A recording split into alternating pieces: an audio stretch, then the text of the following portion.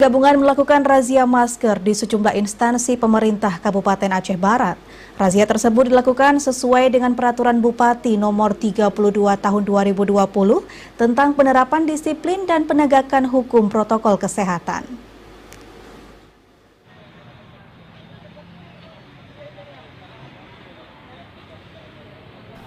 Berbagai cara diupayakan guna memutus mata rantai COVID-19.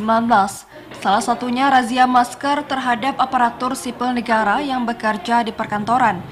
Tim gabungan yang terdiri dari Satpol PP dan berbagai unsur pemerintahan lainnya akan menerapkan sanksi sosial kepada PNS yang tidak menggunakan masker hingga sanksi denda.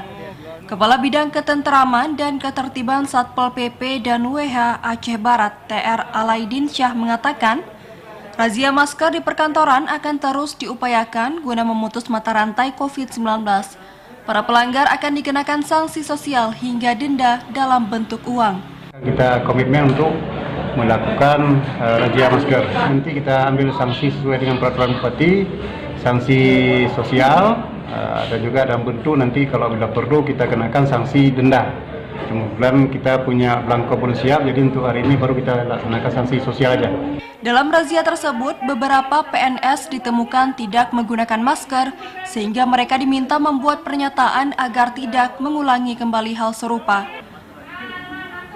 Dari Melaboh, Aceh Barat, Azhar TVRI melaporkan.